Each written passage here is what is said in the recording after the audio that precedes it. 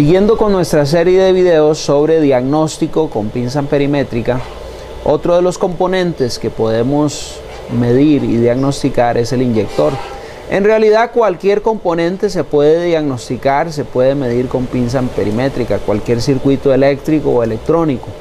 La diferencia es que cuando nosotros hacemos diagnóstico con el osciloscopio por voltaje, haciendo mediciones, nosotros no necesariamente estamos viendo lo que ocurre dentro del circuito. Como la medición de pinza amperimétrica logra captar cuánta corriente está pasando por el circuito, nosotros podemos inferir mucho más cosas, o es un complemento de la medición con osciloscopio.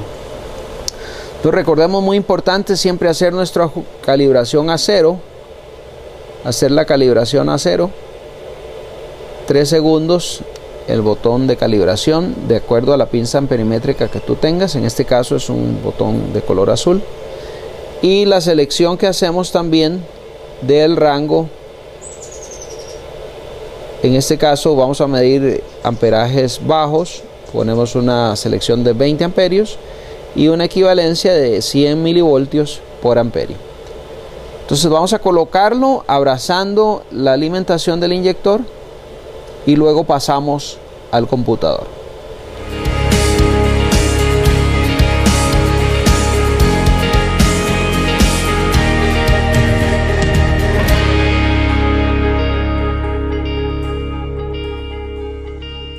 Bien, entonces pasamos aquí a la parte de el osciloscopio, eliminamos el trazo 1, vemos que no vemos nada porque necesitamos hacer nuestra equivalencia, 100 milivoltios por amperio, 100 milivoltios por amperio. Vamos a ajustar nuestro voltaje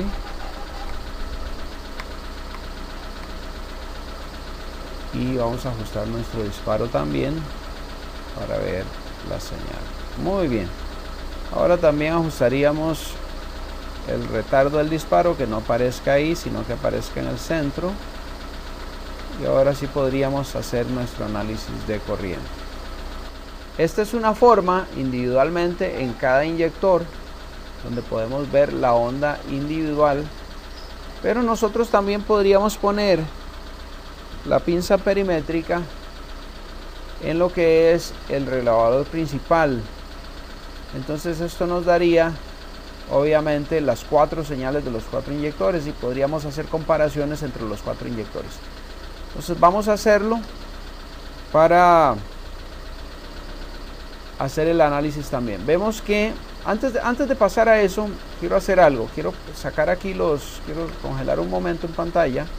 Vamos a sacar los cursores y vamos a ver el tiempo, lo que llamamos el tiempo de activación del inyector. Esto sería prácticamente el tiempo de activación del inyector, y normalmente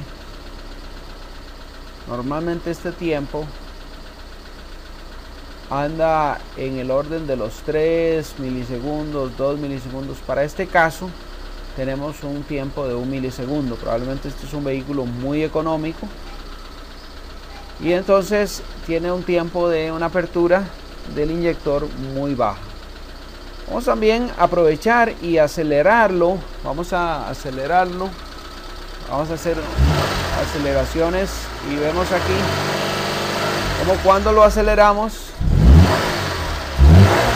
Vamos a tratar de poner nuestro disparo un poco más arriba, y ponerlo en disparo simple o en disparo único. Vamos a ver otra vez.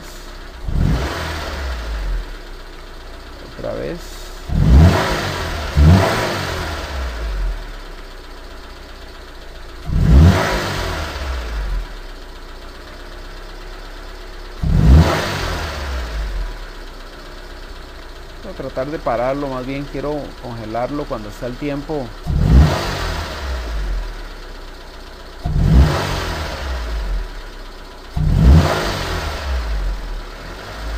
A ver si lo logramos o simplemente pongámoslo más alto el disparo. Para eso es.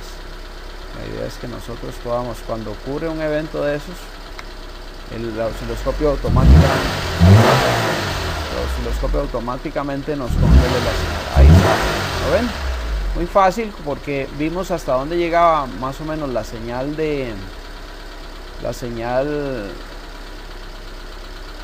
máxima, y entonces ahí lo que hacemos es ubicar nuestro disparo ahí. Entonces no tenemos que estar, al principio lo estaba haciendo mal yo porque me puse a perseguir señales. Después recordé que yo mismo he dicho que no tenemos que estar persiguiendo señales, sino que el disparo nos ayuda. Entonces veamos acá que tenemos, aparte que tenemos saturación de la bobina, aquí donde empieza esta curva es que ya se empieza a saturar y ya no va a admitir más corriente, de prácticamente 1 amperio, 0.9 amperios, no va a pasar de ahí. La mayoría de los inyectores andan en ese rango,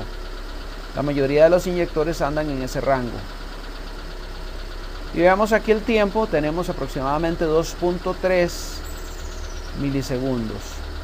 Entonces aproximadamente un tiempo. Ahora hay algunos vehículos V8 y cosas así que podríamos tener hasta 8 milisegundos, los más lentos. Podríamos tener hasta 8 milisegundos de activación. Vehículos de mucho consumo de combustible, vehículos sobre todo americanos, los vehículos viejos, podríamos tener consumos de ese tipo. Algo importante que no he mencionado es los ajustes que debemos tener en cuenta a la hora de muestrear estas señales. Debido a que tenemos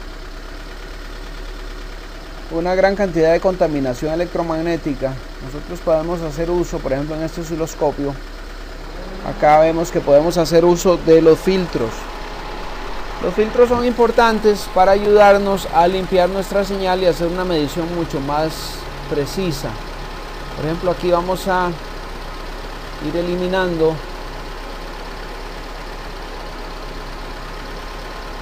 interferencias hasta tener nuestra señal de inyector prácticamente totalmente limpia. Obviamente nos va a eliminar ciertos transitorios, ciertas cosas muy pequeñas de la señal, pero sí nos va a ser útil para la medición. Nosotros desde que inicia la corriente, desde que empieza a crecer la corriente en el inyector hasta que decrece, que teníamos un valor de aproximadamente 1 milisegundo, 3/4 de milisegundo. Entonces nada más importante mencionar el asunto de los filtros. Obviamente si yo ahí, porque estoy en un inyector que está bien incómodo, si logro muestrear un inyector que no tenga tanta contaminación, entonces obviamente voy a tener mejores condiciones. Vamos a darle vuelta a nuestra pinza porque quedó.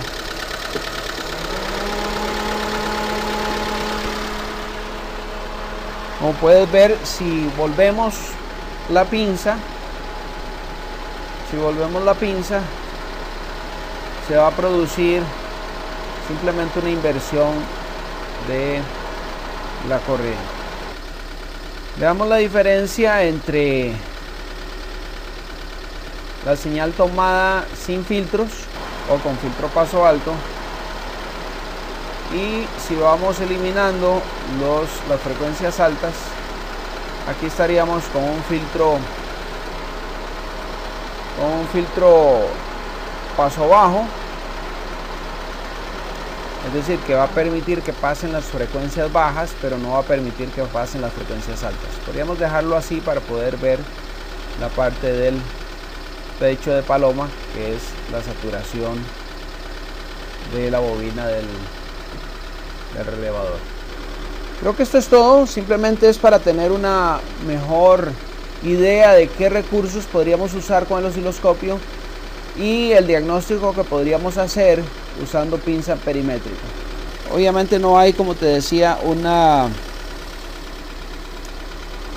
banco de señales, no tenemos referencias ahorita, pero sí está importante para ir conociendo, ir tomando experiencia. Si en algún momento tienes tiempo en tu taller con el osciloscopio, puedes ir traveseando un poco, lo cual sería de muchísima ayuda para ir creando nosotros criterio en cuanto a lo que es el diagnóstico de señales por corriente.